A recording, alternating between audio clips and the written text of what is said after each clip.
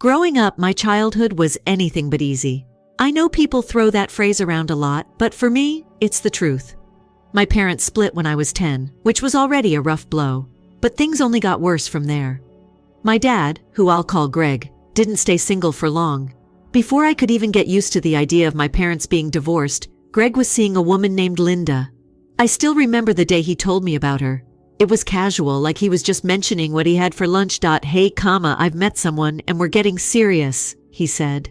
A few months later, they were married. Just like that, Linda and her daughter Heather moved in, and my life flipped upside down. Heather was 2 years younger than me, and from the moment they set foot in our house, it was like I'd become invisible. Heather was the center of attention from day one. Greg adored her, and it was clear that she knew it. Linda treated her daughter like she was the perfect little angel who could do no wrong. Meanwhile, I went from being Greg's only kid to feeling like an unwanted guest. Heather got everything: new clothes, trips, and special dinners. I was lucky if I even got a well done when I brought home good grades. I remember one particular weekend. I'd asked Greg if we could go to an amusement park that I loved. It had been ages since we'd done anything just the two of us, and I thought it would be a good way to bond. He'd said, maybe, which gave me hope.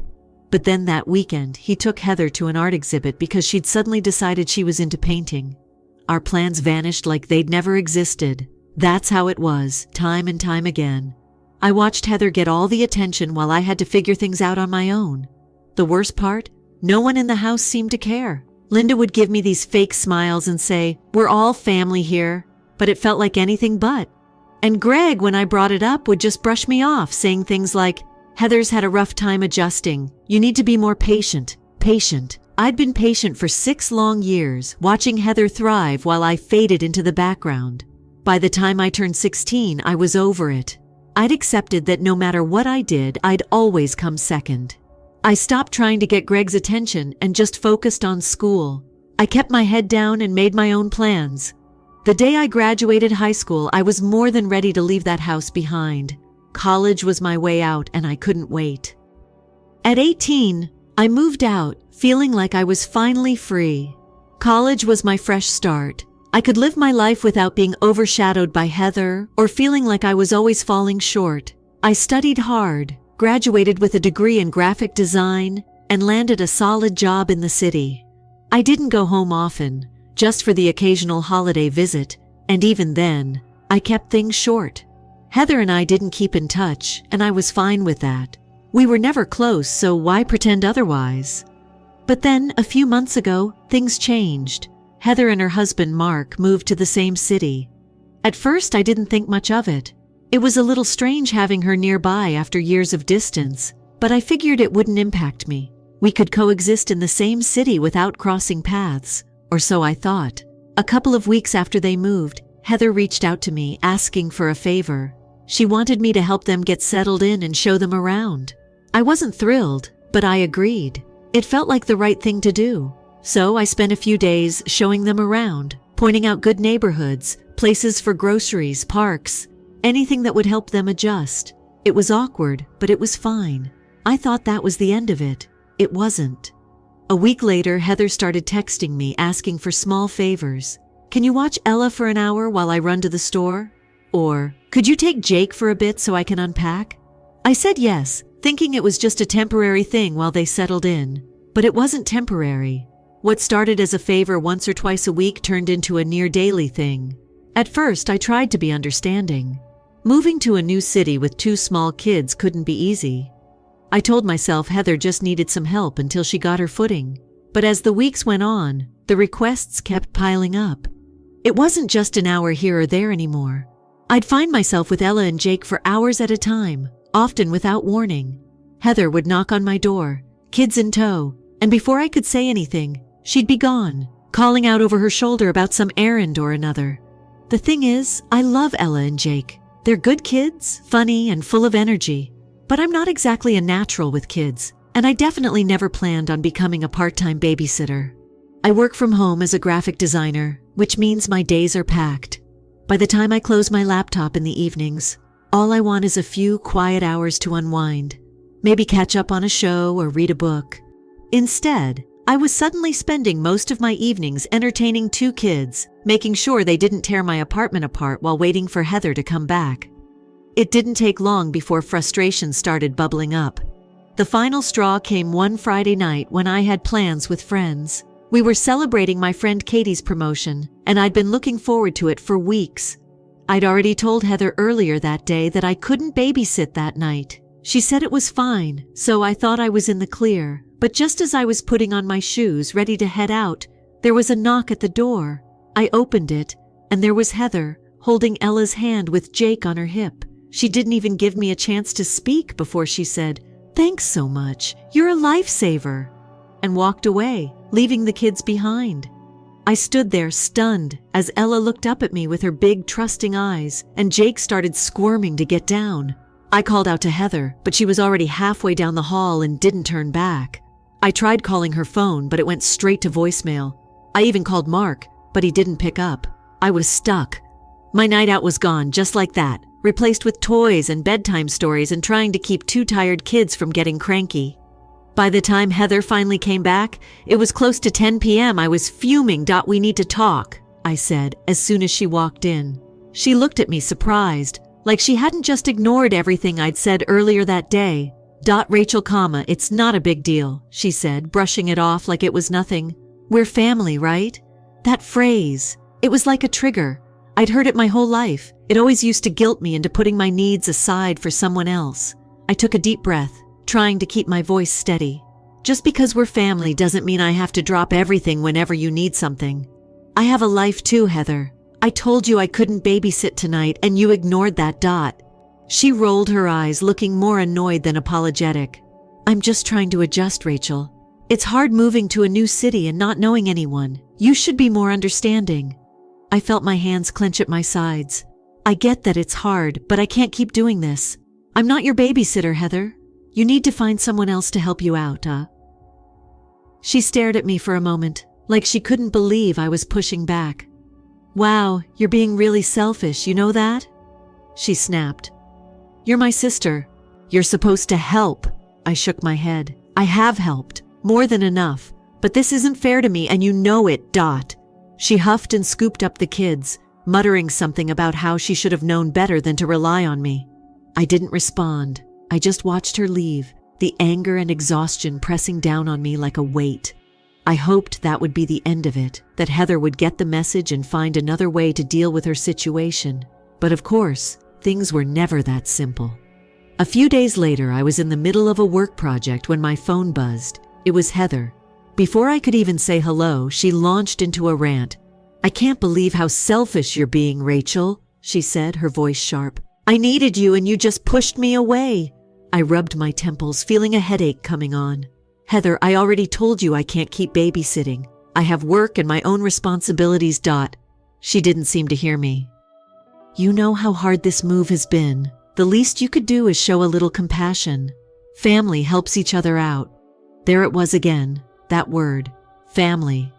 I took a deep breath and tried to stay calm. "Family goes both ways, Heather. I can't be there every time you need something. You need to figure out your own childcare.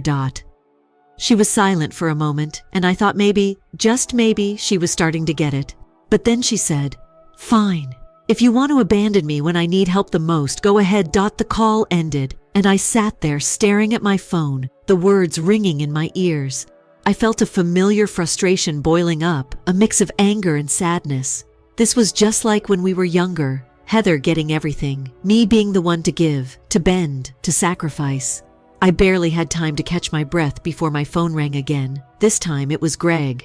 "Great," I thought, knowing exactly where this conversation was going. "Rachel," he started, his tone heavy with disappointment.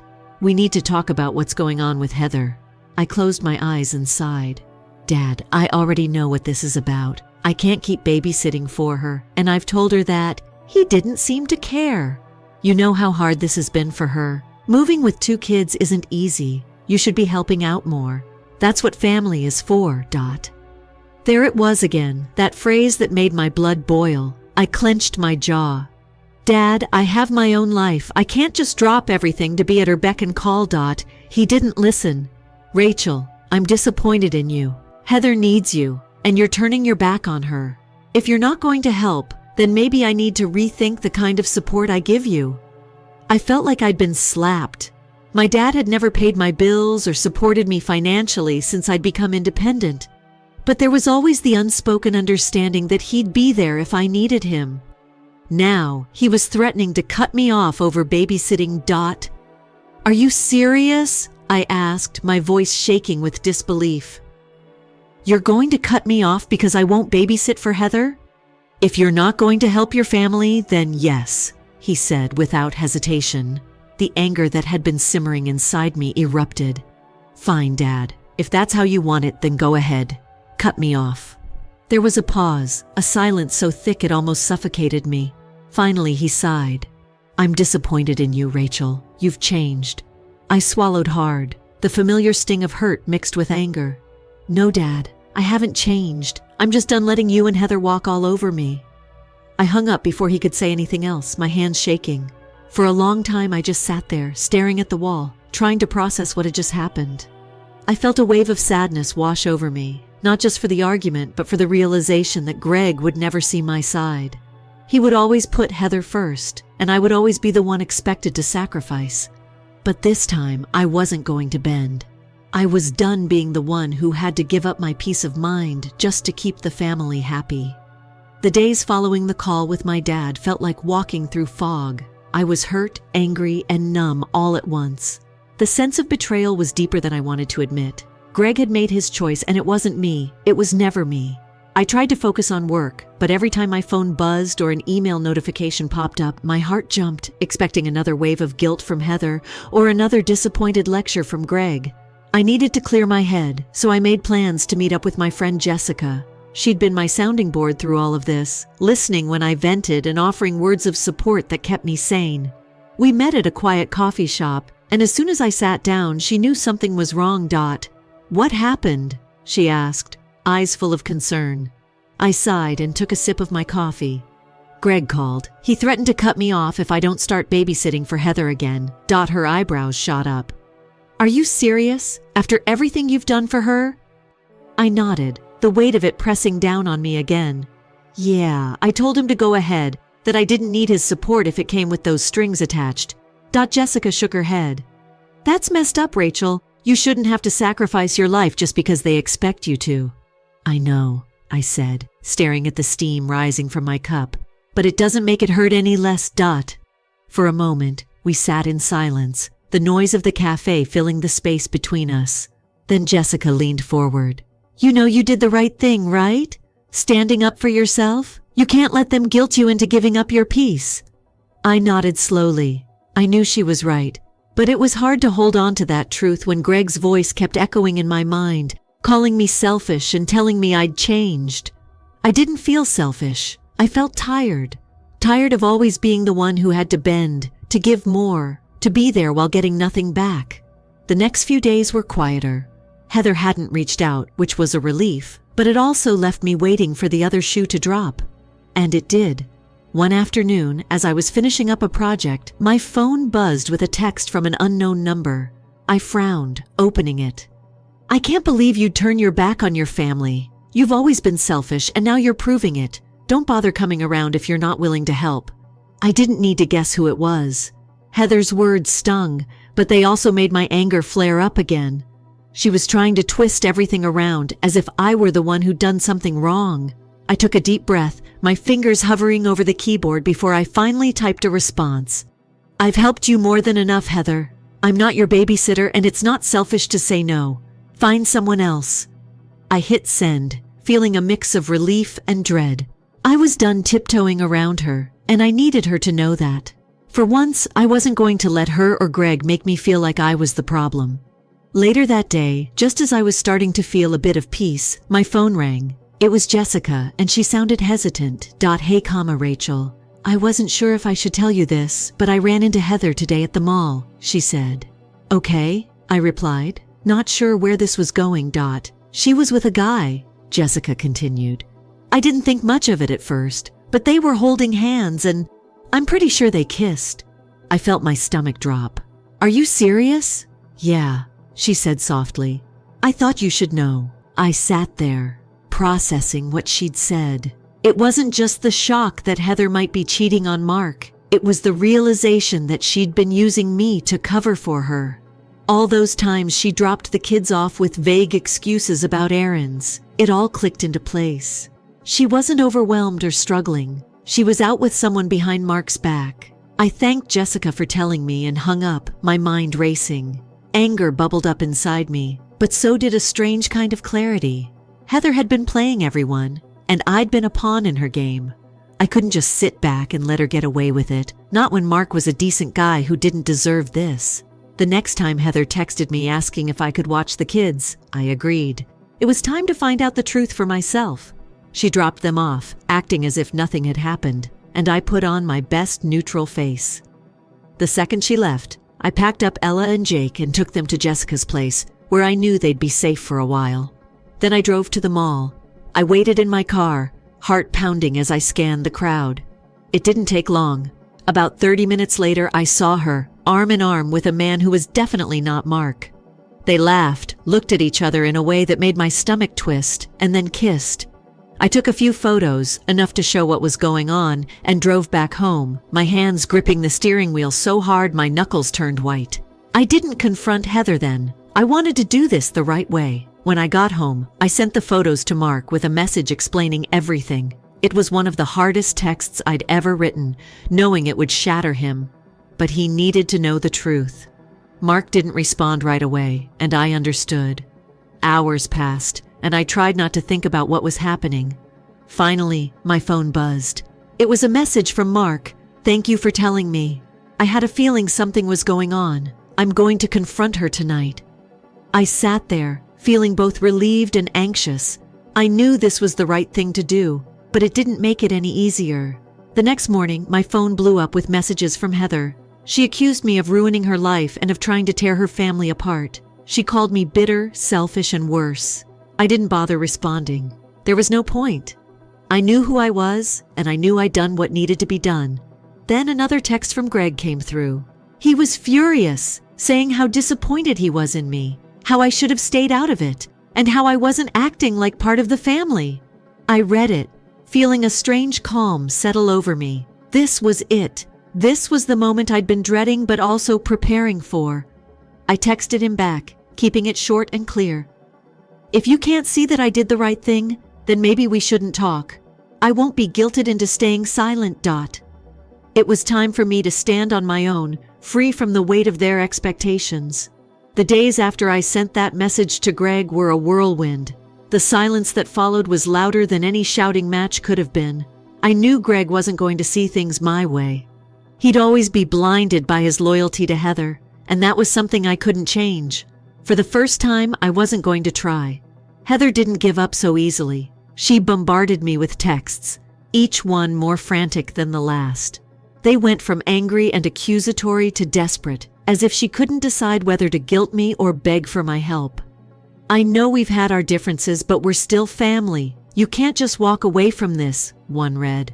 It was all so manipulative, like a broken record of every guilt trip she'd ever tried. I ignored her messages and went on with my days, focusing on work and trying to reclaim some peace. The guilt that had been gnawing at me was gone. I knew I'd done the right thing by telling Mark the truth.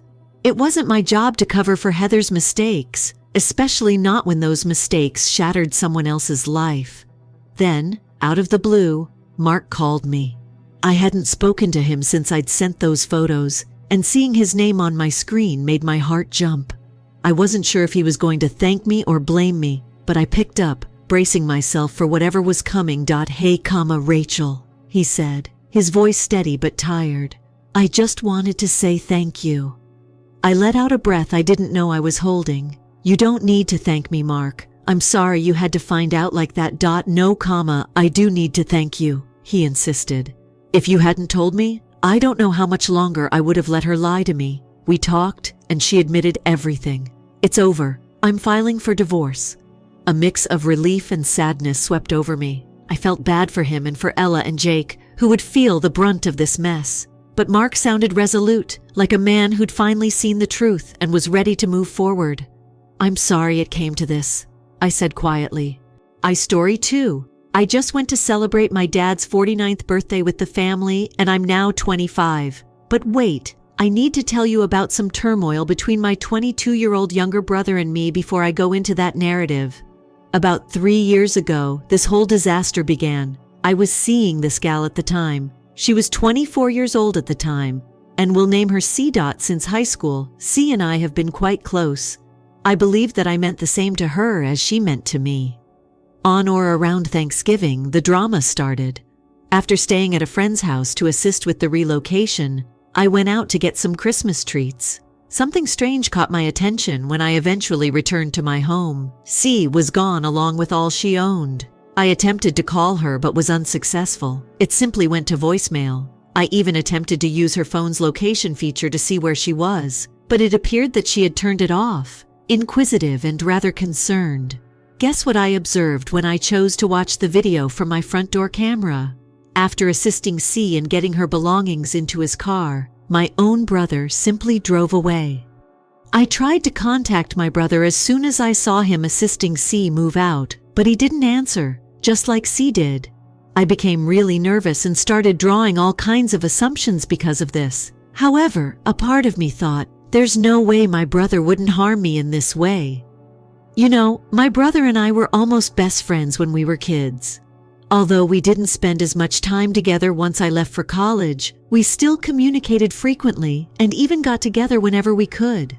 I contacted my dad in a bit of a panic, trying to find out what was going on, and he essentially told my mom to call my brother Dot. My mother questioned him directly where C was when they placed him on loudspeaker. His response was like a kick to the belly. "She's currently living with me," he remarked. She ended things with Opie. It seemed unbelievable to me. I hoped it was some crazy prank because I felt like I was frozen. I started to look for any hints on his Instagram and Facebook.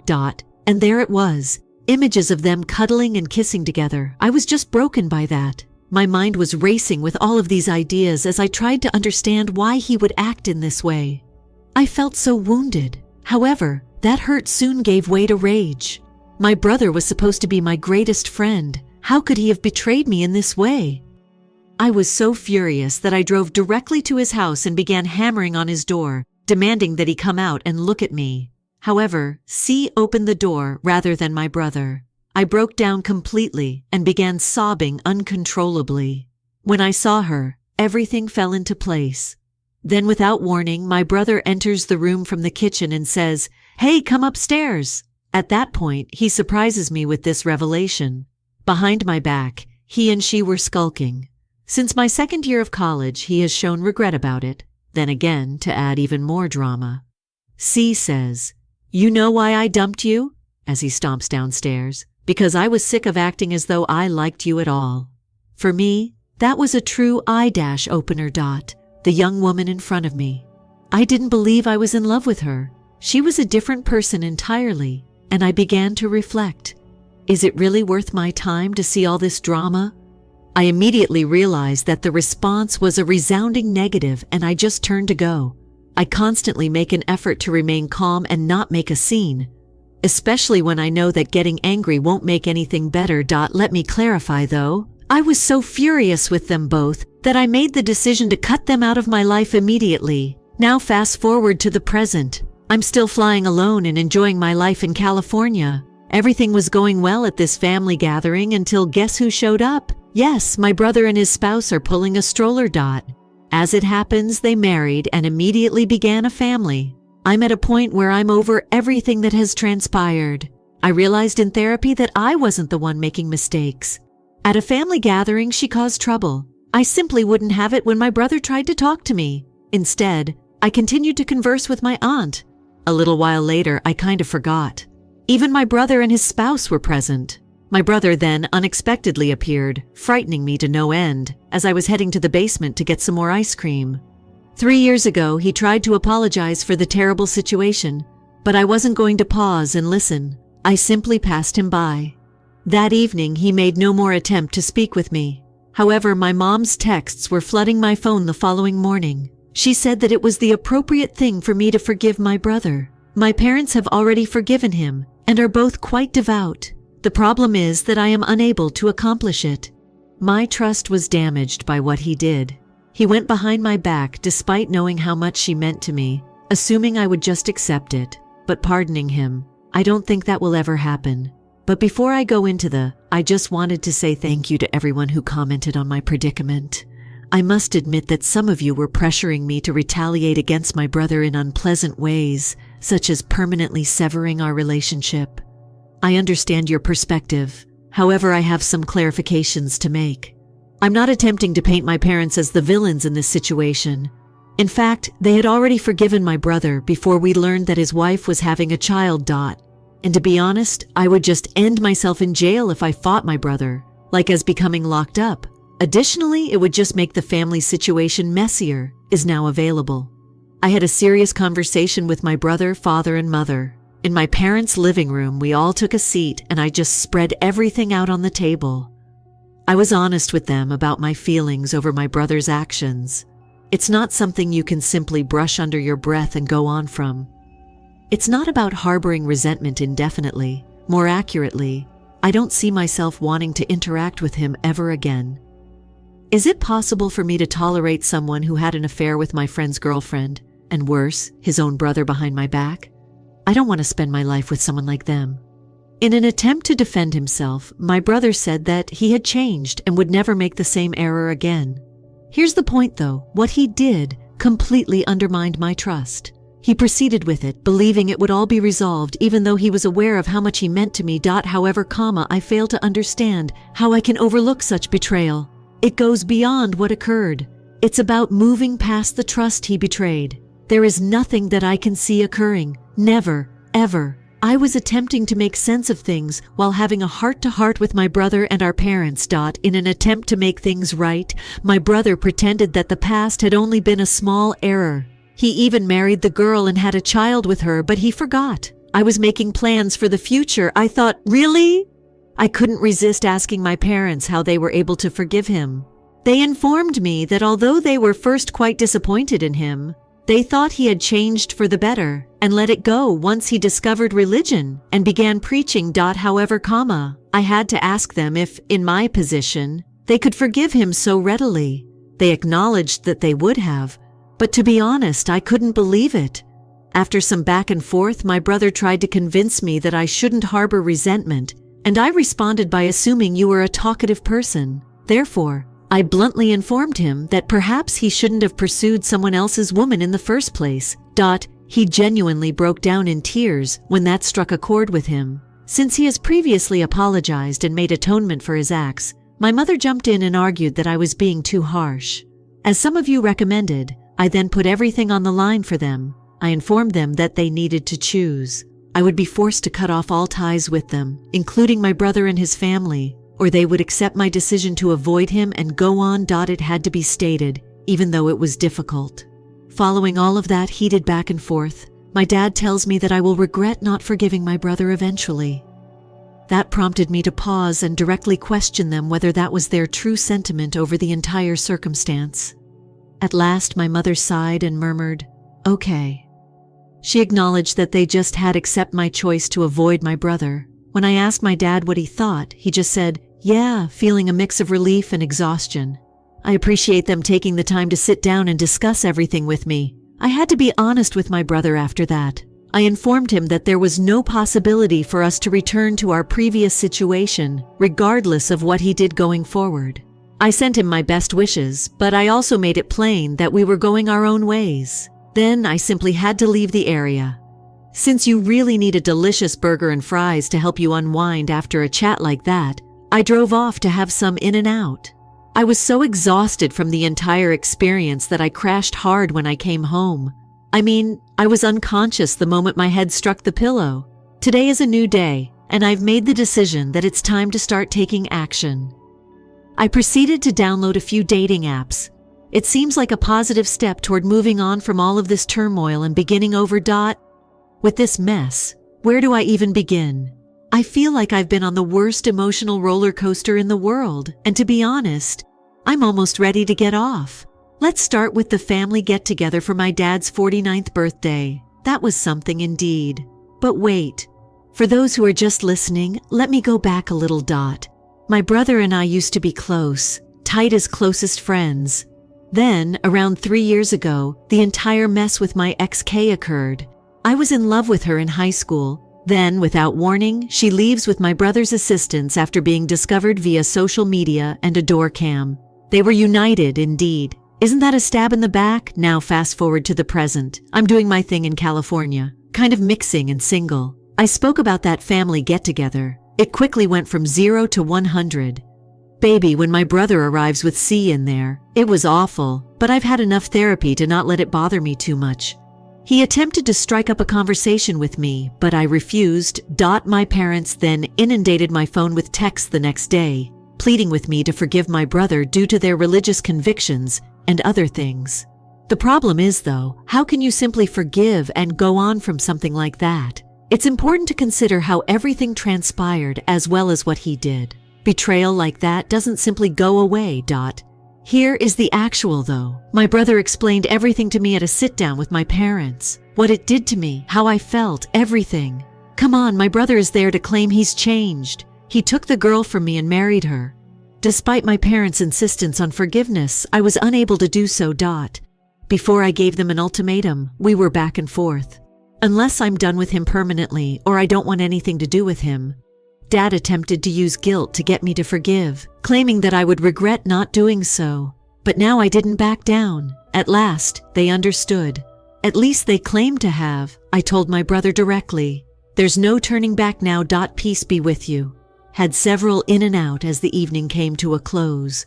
For what reason? The following day, decided it was time to try dating again in its entirety. Swiping after downloading a few applications. Who knows? Perhaps it's time to put this whole story behind us. That's where I am then. Let's go on, slowly but steadily. Even so, who isn't a little rough around the edges? Let's see what happens next. I met Jay on one of those dating apps, and now I felt like I was finally getting back into my groove. One of those infrequent matches that gives you the impression that the cosmos might not be entirely against you. Jay has a wonderful soul. They're hilarious, kind, and understand my peculiar sense of humor. We clicked right away, and I felt like I was finally changing for the better, putting all of the turmoil from the past in the garbage. However, life has a way of surprising you, especially when you least expect it. As if we were in high school again, enter key stage left and slide into my direct messages. It seems that things went south after she and my brother decided to play home together. The golden boy, my brother, was involved in some very serious drug problems. You see, she is in danger of becoming bankrupt.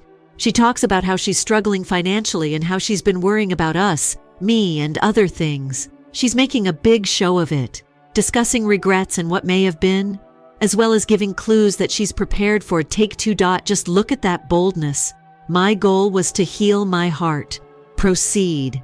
She also believes that she can simply stroll back into my life with a my bad and a sob tale.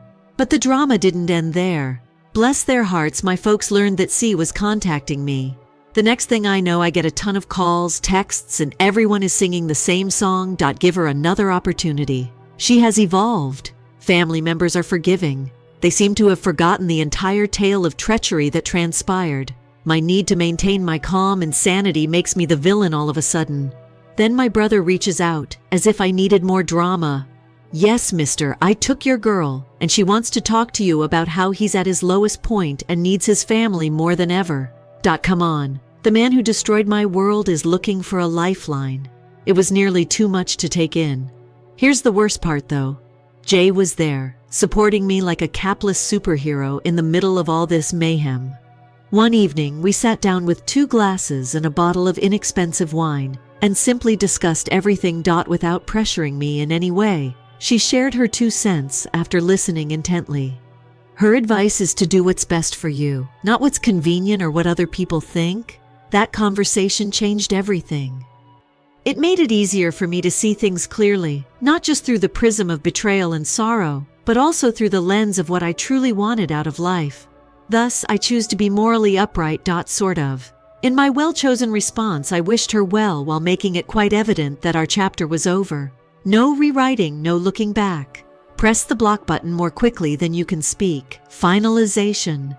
I established limits about my brother and the family turmoil.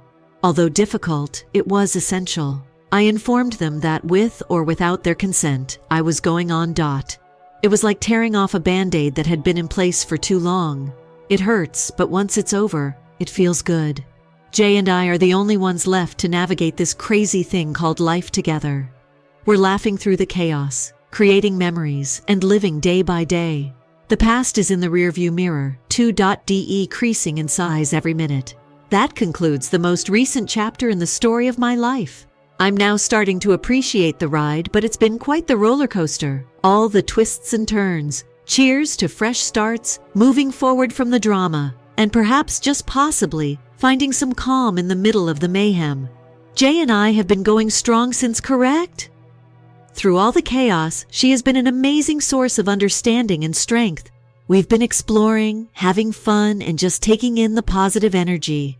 I felt like I was finally getting better when I was with her, as if I could finally put an end to all of the anguish and betrayal from the past. The narrative gets more complicated here, though. My brother, who we'll name Mr. Rollercoaster, suddenly chooses to reappear in my life with a bang. He quote, had a difficult journey, and now all of a sudden he wants to make things right, discussing the want to reconnect and being clean. He even began to appear at locations he knew I would be discussing. Second chances and fate. Right when I believed I could get through that minefield, C appears again. This time, though, it goes beyond a simple call or text. She actually appears. She is crying as she talks about how she has reached her lowest point. Her relationship with my brother devolved into a financial and addiction-filled disaster. She is staring at me as if I were a lifeboat in her chaotic sea. This is the icing on the cake. My folks have returned to their relatives. Is the whole crusade encouraging me to extend forgiveness? Ignore and play happy families once more. They're planning family meals as if we were in a sitcom, where everything is resolved with hugs and life lessons in 30 minutes. Although Jay has been a saint through it all, I can tell that she is also feeling the effects. Dealing with your personal problems is one thing, but having a circus set up in your backyard is quite another. I thus made the decision to speak out after giving it a lot of consideration, reflecting on my life, and having several late-night conversations with Jay. In a neutral setting, I had a face-to-face conversation with my brother and informed him that while I'm willing to help him get better, I'm not going to go back in time and act like we can continue where we left off. I sent my best wishes to C indeed, but made it apparent that there was a reason our paths parted so long ago. The confrontation during the family supper was a scene from a movie. I told them exactly how I felt, what I wanted from them, and my terms for going forward. It wasn't easy if we were going to be in a relationship at all. Tears were shed, words were screamed, and there were several times when I considered leaving without turning around. Unbelievably, though, it concluded with some sort of comprehension. Perhaps not complete acceptance, but a start in the right direction toward respecting one another's personal space and decisions. Jay, my steadfast supporter and rock of strength, was right there with me. What comes next? I'm concentrating on creating a life with Jay and taking things one day at a time, negotiating the intricacies of family links and most all coming to trust the process. It's not flawless, not at all. It's genuine, though. I'm resolved to make the most of it no matter what. It's mine. That's the most recent, then. I quote simply trying to appreciate the trip that is life. All the bumps. Let's go on, find serenity, and perhaps even discover a little happiness along the road. The second story. Hello everyone. I apologize for the length of this, but let me start by saying that up until today, the last 2 weeks have been terrible for me. On Tuesday, I discovered that my boy had been cheating on me for more than a year, seeing 4 or 5 different girls over that time, and getting a random lady he met on Facebook pregnant. He claimed to have cheated on me after Christmas, but I discovered through his stepmother and stepbrother that he had been seeing other women for months. Together, we were making plans for our future, discussing marriage, having children, our objectives, purchasing a home, etc. I didn't anticipate this. I loved him, I trusted him, and I loved my family. I was ecstatic about what was ahead for us. I never once suspected him of being unfaithful. He was really affectionate, caring, and attentive. He seldom ever gave me compliments until about a month ago, when I realized we were having sexless. refused to give me a kiss, became agitated with me about trivial matters, etc. I brought up his recent behavior during our conversation 2 weeks ago. I asked him if he wanted to be single and if he was still attracted to me. Was he under stress? To be honest, he told me that he wanted to be with me, but felt that we had lost our spark and that he wasn't where he should be in life. I told him that he could be single if he wanted to. I asked him what he needed from me since I was the kind and considerate girlfriend that I was. I recommended that we seek relationship therapy. He constantly assured me that we were doing well when I asked how he was feeling. His suggestion of this break threw me off guard. We were both sobbing uncontrollably. Then he departed after telling me he couldn't bear to see me in such distress. That following night, I discovered that he had left me in tears in my apartment to spend time with another female. Let's fast forward to Thursday evening. To cut him off, my closest buddy and I showed up to his residence. He never imagined that I would visit his residence, and he had stopped me from phoning or messaging him. His stepmom and stepbrother Elmo kept an eye on him and informed me of his expected return time. I thought about not doing it for 2 days. I felt so insulted, even though I was trying to be the larger person, etc. We were both unaware of the source of the STI he had given me in September.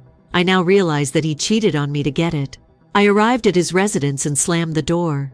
He had a ghostly expression on his face. He kept asking me why I was at that place. He was unable to see anything when I cussed him out. He appeared to be intoxicated, euphoric, and responding slowly. My best buddy intervened when he attempted to touch me. It was so satisfying to release my feelings. His family had never saw me act that way, so they were stunned and unable to respond. Still lying to me, he said there were no other ladies. He attempted to get into his car as I followed him outside while continuing to curse at him. He attempted to close the door while my hands were still on the car window. He attempted to slam the door when I pushed it back, but the door panel fell out and into the floor. He then threatened to contact the police, so I told him to do so I could inform them that he intentionally caused me a sexually transmitted infection. He didn't refer to them as Elmo. He was envious of me, I realized as I sat in my car thinking about it. He frequently expressed his desire to be the provider and the dominating party in our relationship. I am currently 23 years old, had my own apartment, 2 vehicles, excellent credit, many friends, a respectable job, side gigs, and a good automobile when we first met. I'm outgoing, devoted to my family, self-reliant, and I've only ever asked for his love, time, and attention. In addition, I looked after him and occasionally paid my own expenses while spoiling him with things like petrol for his car and haircuts. However, he was raised on survival and nearly lost his military service twice when he was found guilty of DUI. Had awful spending habits, yet made a lot more money than I did. Has debt, owns a fancy automobile that is out of his price range. Bad credit. I'm addicted to drinking and using marijuana. Awful family. Lives with his bum and generally self-destructive dad and stepmother. Why did he come to me? In the beginning, he told me how he wanted to improve and change, and he was honest about his shortcomings. His potential drew me in, and I appreciated how he recognized his issues and made an effort to address them. He ultimately proved to be a return to his destructive habits. He knew he wasn't good enough for me, yet I am everything he aspired to be. Because of that, I recall that he would constantly question me why I was with him at all. Over time, his anger at me increased, and he felt compelled to cheat in order to humiliate and harm me. I acknowledge that he was successful in doing so, but I also know that he is hollow on the inside. I couldn't expect him to know how to provide love and be more or less welcomed because he wasn't raised in a loving environment. How could he love me when he didn't even love himself? For anyone who has been cheated on, realizing this has in some ways helped me recover. Please keep in mind that you are not the focus. You are capable of doing everything correctly. And you know what? For the incorrect individual, it will never be sufficient. You'll fall in love once again. Someone will be longing to meet someone just like you. I understand that it's difficult, but try to live day by day and give yourself permission to feel all of your emotions. I appreciate you letting me rant. Story 3. While my wife was speaking to her therapist, I overheard her discussing her experience of cheating with my elder brother. She described in detail how he fondled and touched her breasts over the clothing while they had a passionate kiss. In the storeroom when we were at my parents' house. I'm not sure if they shared a bed. All I could gather from the talk was that they shared a kiss. She was 4 months pregnant when this occurred last year. As I type this, I'm trembling and in complete astonishment. I'm not sure if I should approach her or him or what to say or do. 3 lovely little children, ages 6, 2, and 4 months, are well cared for by my wife. He has subsequently abandoned her, despite her repeated claims that she is attempting to contact him via phone. She wants to face him now since he used her and then abandoned her. She saw how uncomfortable and depressed I am, so we chatted today. While she was speaking with her therapist, she asked me if I had heard anything. No, I didn't hear anything, I said. I informed her. Why do you worry so much that I could overhear you talking? She went on to say, there are things from the past, and I want to move on from them. She pushed me to speak, and we continued our conversation. I don't like to see me sad or upset, she remarked. You are a liar, I told her. You act contrary to what you say. I told her the short narrative. You claim to be concealing things from me. Don't lie to me. Be truthful. She said that I had previously harmed myself and made blunders. I'm sorry for all of my errors. You didn't simply damage yourself, I told her. I was wounded by you. Then she said, our children as well. Of course, I answered. I told her that I couldn't live a lie with you. You mistreated me and caused me pain, just enough for me to get a divorce. Saying that you don't want this life will allow us to part ways. No, she answered. I wish to live this life. However, I was unaware that I was lost. Though not as lost as I was previously, I am nonetheless lost. I can see things more clearly now. She made an attempt to kiss and embrace me, but I refused. We are absolutely done if she knows that I am aware of her doing her thing, but I haven't informed her yet. The fourth story. Hello, everyone. Less than 3 years have passed since we started dating. We began dating at COVID, and despite some ups and downs because of her job, our relationship has been positive. She makes 2 or 3 trips across the nation annually. In the past, I've never had any cause to suspect that she would cheat on me. They all went on a vacation to get to know one another, though, because these big firms amalgamated. She took our 2 animals and left me on Thursday. My laptop failed this morning, so I was using hers when I received a text from an unfamiliar sender. I witnessed their chat when I clicked on the text. To put things in perspective, she talked about being on the plane while sharing a room with her ex-boyfriend Jeffrey, whom she cheated on. JF, I'm sure you got a wonderful night's sleep since I heard a lot of snoring. Yes, Harry, I do occasionally snore. I won't tell anyone if I'm truly exhausted. JF, of course, Harry, please don't discuss this with anyone else. My boyfriend would murder me, JF. Nothing took place. But when I go to his state, I'll see you. She will be gone for 2 more nights. What should I do in your opinion? Should I wait till she gets home or address her right away? I guess I was mistaken since I never imagined she would cheat on me. To be clear, Jeff is not aboard the aircraft. She is spending 2 more nights here. Jeff and Anna shared a room, although their beds were different. Anna claimed to have overheard Jeff snoring. Harry claims that when he's exhausted, he snores. They're not on the plane. Edit again. The hotel room is where this is. She is telling Honore that the texts were sent in the morning before the night's occurrences.